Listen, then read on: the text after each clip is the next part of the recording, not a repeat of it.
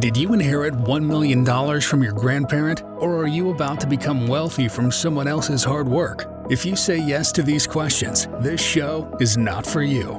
You, the hardworking, committed, and ambitious professional who have a 9-to-5 corporate job or a 12-hour shift worker keeping the assembly line running. Perhaps you run your gig as a freelancer, or maybe you run a small business.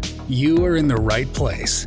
Welcome to the Career Evangelist Podcast, where you get your weekly tips, ideas, strategies, and inspiration to find purpose in what you do so you can build a career you are passionate about and live a fulfilled life.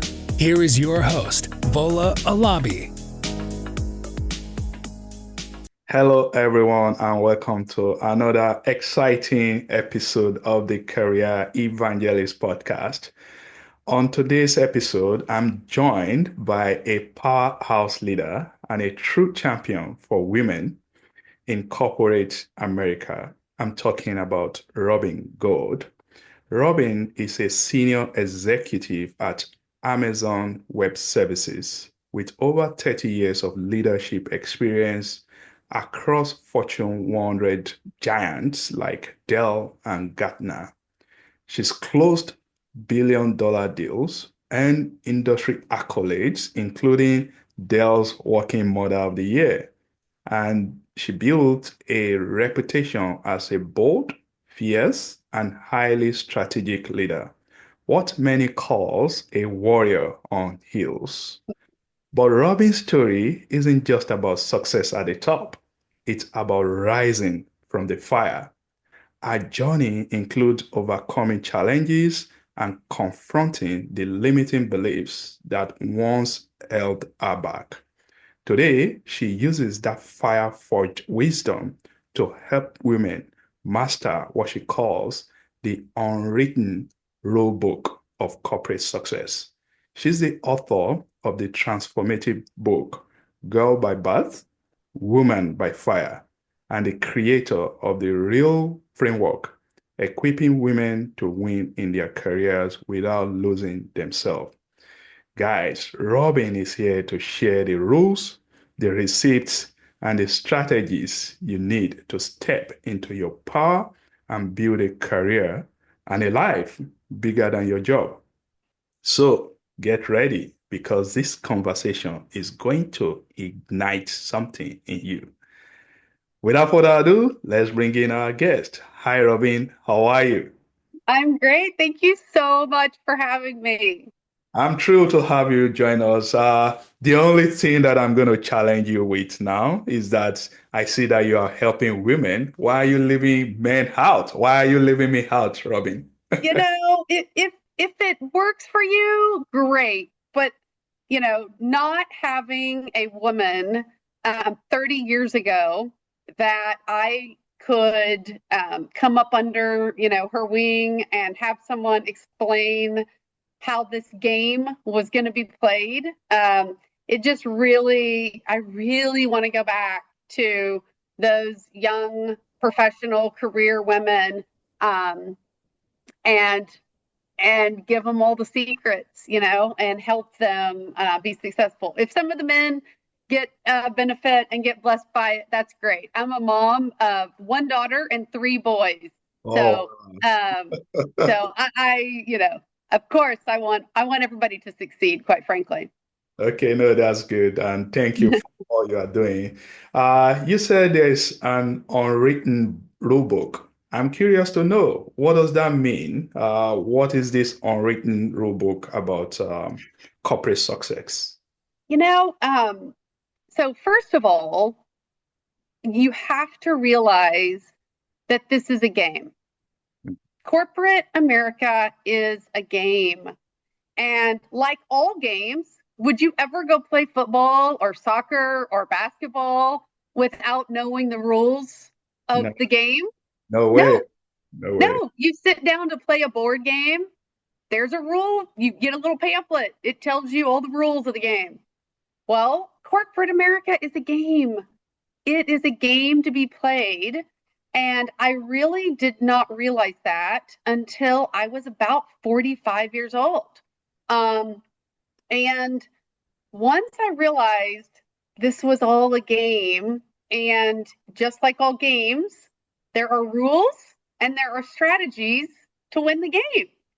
Then it became so fun because I thought, and like most people, I'm sure, I thought I get an education, I Mm-hmm. go to work, Mm-hmm. I'm hired to do a specific job, I do that job with excellence, and I get promoted, I get accolades, I get more scope, I get more responsibility, and that's the way this world, this game called corporate America works. And you work harder and you get more, and you work harder and you get more. No, no, no. That is not the way it works. It is a game to be played, and you need to have a strategy if you want to be successful. And Oh, enjoy it. Enjoy it. You can play a game. You can play a football game with no strategy, and you can win by brute force. But it's so much more fun when you play the game strategically and you see how all the pieces fit together. And so anyway, it's I wish I would have known at 25 what I learned at 45. so no, that's good. Thank you for explaining that. So it's a game. That reminded me of what Robert Kiyosaki said, that financial success is a game. Many people don't know if they are playing the game, so they are not achieving success. So for my listeners, we want to know what are these unwritten rules? What are these strategies? Maybe you can share some of them with us so that we can start playing so that we can be successful. And let me tell you this story. I Mhm. had an opportunity. I tell this story in my book, actually.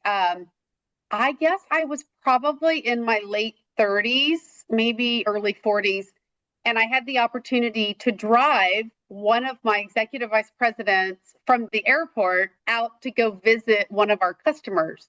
So we were stuck in the car together for over an hour.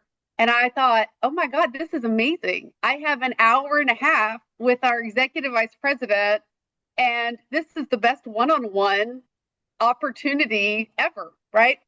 So we're driving, and I said, Bill, you are about 7 years older than me, and you are the executive vice president running this entire sales organization, and I am an account manager managing one small account, and I know for a fact that you have not outworked me. I know that you have not out delivered results. I know that. I have exceeded my goals. I have worked hard. I've done all the things. I said, what have you done so right that I did so wrong? Mm.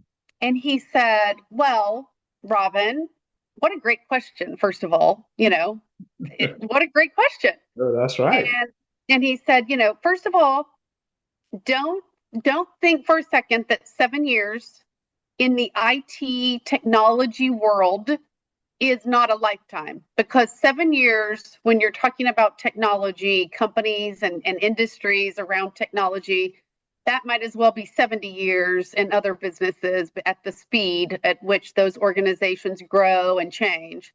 So Mhm. don't underestimate the 7 years. He said, but secondly, when I was 23 years old and went to work for IBM, I sat down with my boss's boss and I told him my goal was to be the CEO of IBM. Wow. And they laughed at me, Oh. right? They laughed at me. He said, but it told them I had a vision Mhm. for my future, what I wanted. I knew what I wanted. I knew for a fact I wanted to be the CEO of a large company like IBM. And he said, and it let them know that anytime they saw a new opportunity for growth, a new opportunity for responsibility, hey, remember that crazy kid Bill that I talked to? Right? He put it out there. Mhm. And also he said, Robin, every opportunity I had, every opportunity they gave me, to grow and expand, I took it. And he said, if it meant moving to New Jersey, if it meant moving to Europe, whatever opportunity they presented me with, I took it because I had a roadmap in my mind of the goal I wanted to get to. I can tell you, most people, I know women especially, because I have talked to hundreds, if not thousands, at this point in time in my career. We don't think that way, right? We don't sit down and think about, we say exactly what I said we do. You know, we get out of college, we go to work, we do a good job, we get promoted, and we think that's the way it's going to work. And I would say that, you know, I think in general, men are better at thinking strategically, like that long-term strategic thinking. I think men are just, you know, better at that than women. And so I think I'm not saying women can't get good at it, but I think it's just something that we need to become aware of. And so anyway, that's one of the rules is know, you know, set a strategy, set a vision, know where you want your career to go, and then make others at the organization know what your intent is. Okay. So Yeah, that is anyway, good, Robin. I think the strategy, you have to be ambitious, just like yourself. And I see you talk about raise your hand, let other people know what you want. And maybe what most people struggle with is not letting the leaders know, hey, I want more, I can take on more. Maybe they are just sitting down, doing what they can do and expecting that people will open doors of opportunities to them when that time comes. So thank you very much for sharing that wisdom with us. Now, let's talk about women since we want to help women here. So why do you believe that many women they struggle with this unwritten rule, and what can they do specifically to ensure that they are also growing in their career? yeah, I think that there's data, and I wish I had. I'll find the data, maybe share it with you so you can put it in your notes in your podcast. But there's data that suggests women only apply for jobs that they are overqualified for. Do Yeah, you know the data that I'm talking about? At your head, you're shaking your yeah. head. So women only apply for jobs that they are either overeducated or overqualified for, Yeah. where men will Come on. apply, they don't care, right? They're like, Yeah. yeah, whatever, I got it. Yeah. And so I think that if you look at my framework, you mentioned, I think you mentioned it, I established the R.E.A.L framework, and R.E.A.L is so important to me. It is, if there's one thing I want people to ever say about me at the end of my life, it's that, you know, Robin was so real. Yeah. Authenticity is so important to me. So when I established my framework, I tried to, you know, make it be in the R.E.A.L nomenclature. And so the first thing I would tell women is R.E.A.L. The R in R.E.A.L is recognize your superpower. Mm. And you were born with God-given gifts that when you get education, when you get experience, those God-given gifts can be amplified and really they become your superpower in the workforce. I mean, they're your superpower anyway in your real life, but they can also be your superpower in the workforce. I had a boss one time tell me, I'd never heard this. And he was the chief operating officer and I was the chief marketing officer for an AI company about 10, 15 years ago. And he said, Robin, you have an uncanny ability to hear what someone's talking about, listen to an idea on technology, listen to a business problem. You can sit in a room and listen to somebody talk about anything, and within minutes, you are already connecting dots on how to solve that problem or how to take that product to market, or whatever it is that somebody is talking to me about. I quickly start seeing a picture of how different things connect and how we go tackle that. Well, it's natural, right? That is naturally how my brain works. I'm curious. So when I sit down and people tell me about a business challenge they're dealing with, I start asking really good questions to kind of get to the bottom of it because I have a natural curiosity. That is all part of what those are my superpowers. Well, in business, that is really valuable. And I didn't know it about myself until someone else spoke it. And when he was explaining my superpower, I went, wow, I do that. I really do that well. You're right. That comes very natural to me. And when something comes natural to you, you don't often recognize it as such a strength because you think everybody thinks that way. Well, they don't. They don't think that way. So what I would tell folks is the sooner you can find your superpower, the better. And I will, even on my website, people can book a session with me, and it's a 30-minute session for free. And I will help them try to figure out what their superpower is. That is, in my experience, that is the first thing people need to do.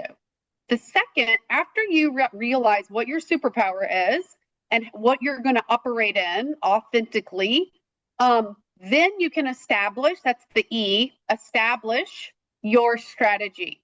So if I have this unique set of superpowers that make me an asset and of value to this business, what's my strategy?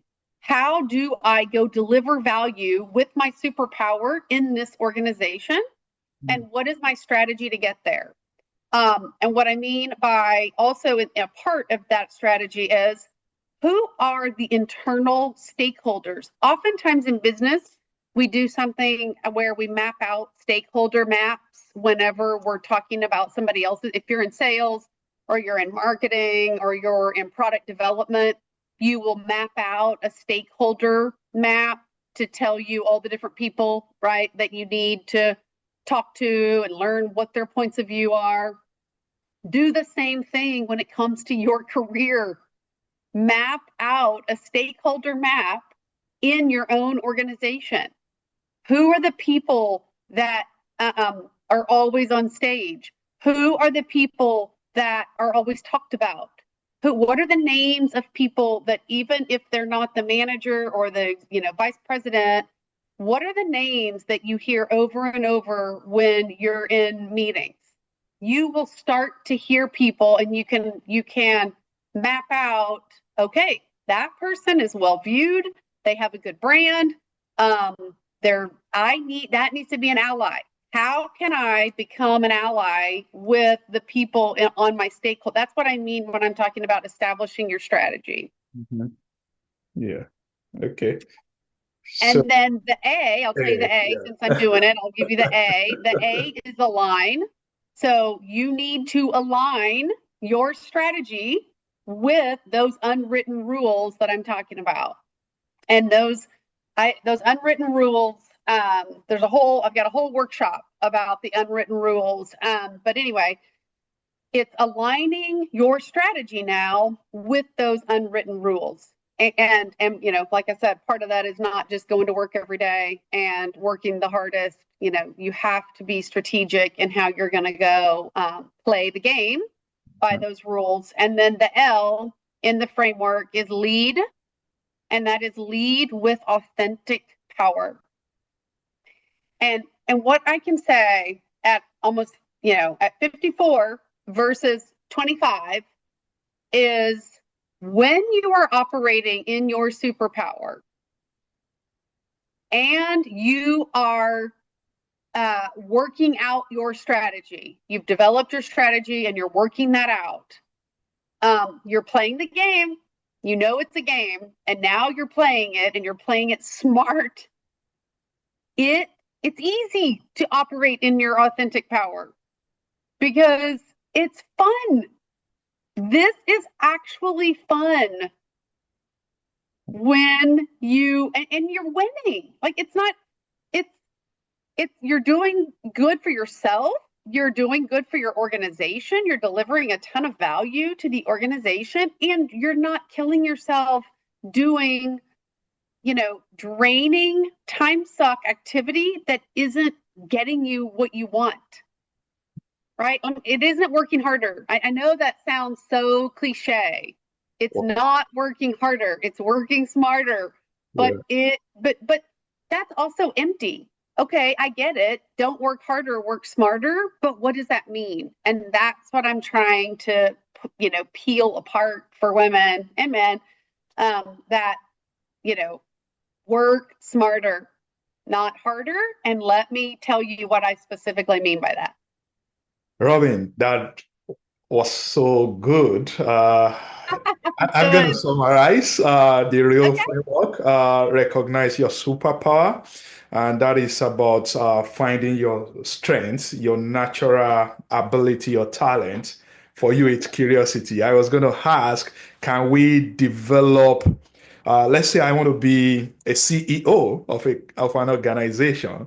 And maybe for a CEO, there are certain qualities that are essential for that role. I was going to ask you, how can I develop those qualities, even if it's not my natural ability? But I also want to talk about R.E.A.L. So E is establish your strategy. I like your what you call stakeholder map. That's the power maps. You talked about aligning with leaders, people that have great brand in the organization, and the A is about aligning strategy with the rule book. And finally, we have to lead with authenticity. So I want to go back to the question that I was thinking about in terms of developing qualities, maybe even when it's not our natural abilities. Is there any thought on that, Robin?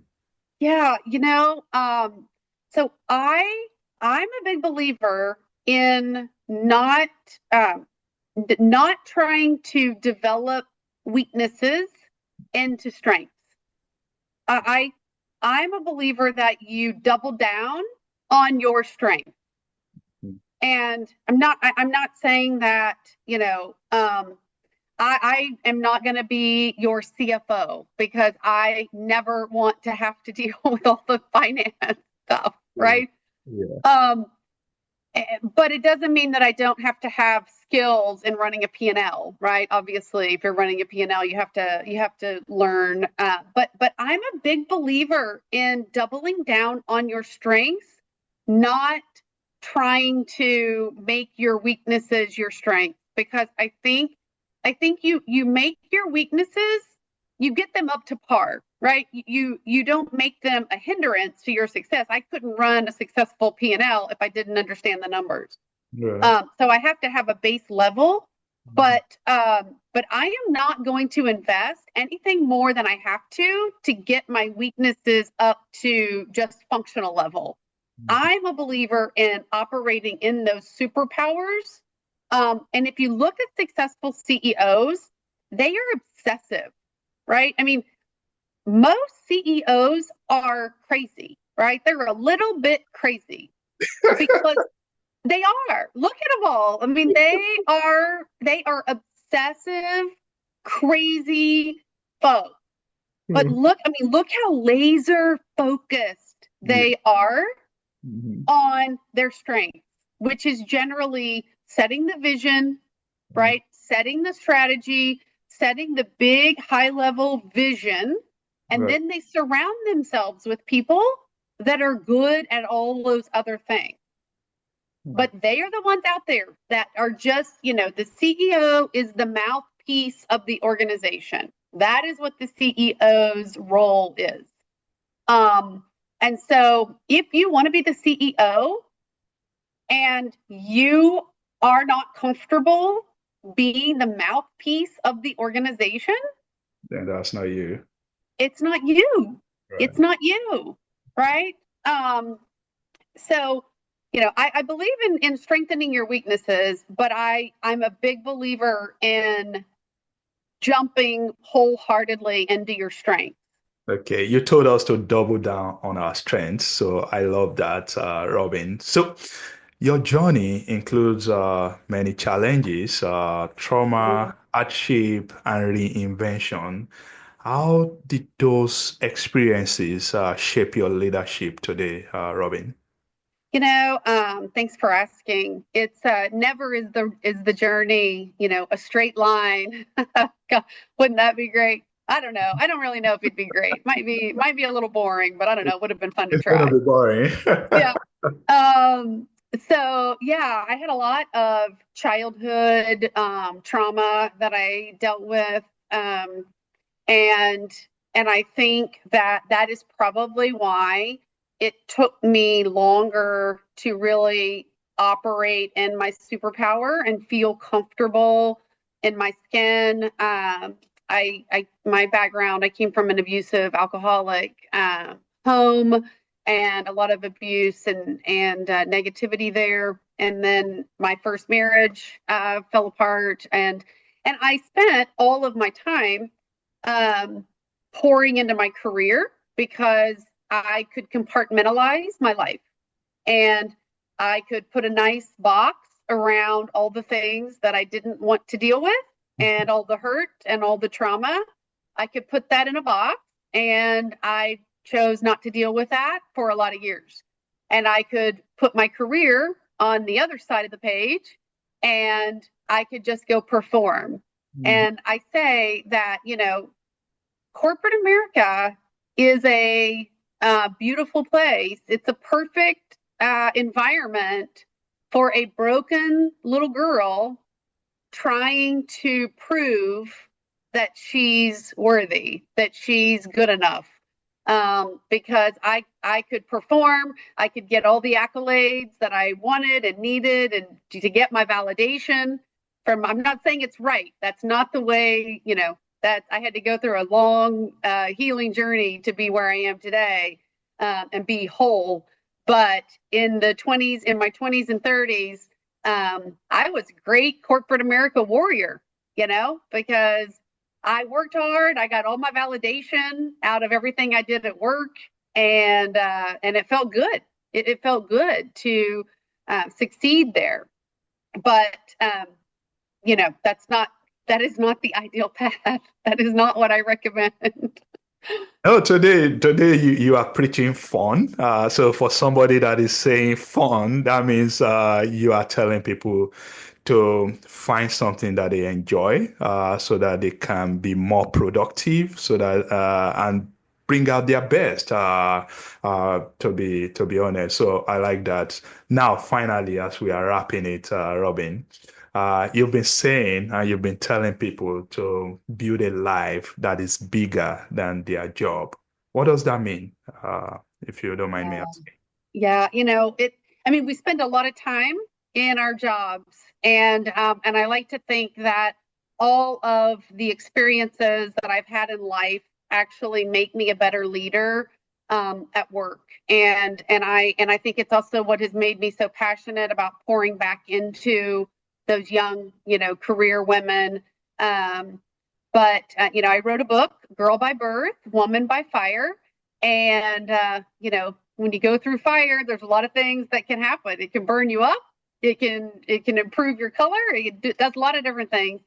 Um, but I feel like that it has made me a much more compassionate leader when it comes to life circumstances. And I've always found that when you can it isn't fake to me, that I genuinely care about the people on my teams, and I genuinely care about what is going on in their life. And I had a boss one time tell me, he said, Robin, at any given time, you're spinning 5 plates. And the only plate that is most important not to crash is your family plate. Mhm. And that is that is so true. And that's the way that I lead my teams there are more of us on the team. We can step in and help you fill whatever responsibility is going on at work, but that family plate can't fall and crack. That's right. And so that's, a life worth living, I believe, is having all those priorities in the right place. But you can have it. You can't. I think corporate America gets a bad rap sometimes, and I know why it gets a bad rap. But I have traveled the world on the companies that I've worked for. I have had extensive training and development as from a professional perspective, all on the company dime, and I've met amazing humans along the way, people that I've worked with, and customers and partners that I've done business with. So, is it perfect every day? No, but go talk to an entrepreneur that started a company and let me tell you if their life is perfect every day, right? That's right. That's right. I think I agree with you. I enjoy corporate America as well. It's been fun for me as well. Now, let's go to our final section, which is our rapid fire questions, Robin. So, Okay. one word that people would use to describe you at work. At work? Yeah. Fearless. Fearless. Okay. A corporate rule you wish everyone knew. A corporate rule. It's a game. It's a game. It's a game. So, favorite leadership book beside your book? Good to great. Good to great. I love that. A career mistake you are now grateful for. Not speaking up and saying what I wanted when there was a promotion on the table Mhm. and I didn't speak up. I thought it would just come to me naturally and it didn't. And they didn't know I wanted the job. They Wow. didn't know I wanted the job. Wow. Okay. Your first ever job. First ever job, I was 9 Oh. and I worked in my family's manufacturing plant, sweeping the floors. Oh, okay, that's good. That's good. So finally, what's a non-negotiable money habit that you developed? A non-negotiable what? Habit. Habit. A non-negotiable habit. My quiet time. My Right. quiet time in the mornings. Okay, that's good. That's good. We have come to the end of this episode, Robin. It's been great speaking with you. I enjoy this. I'm a man, but I learned a lot from what you are sharing. And your message, I think many people need to hear this. I'm glad that we have this time to connect so that we can spread the message for people to learn and grow in their career. Where can my listeners find you so that they can connect with you and continue Uh, the journey with you? the best place is my website, and that is therealrobingoad.com. Okay. Okay, I'll be sure to leave that in my show notes. Thank you very Okay. much for coming on the show, Robin. Thank you so much. I enjoyed it. All right.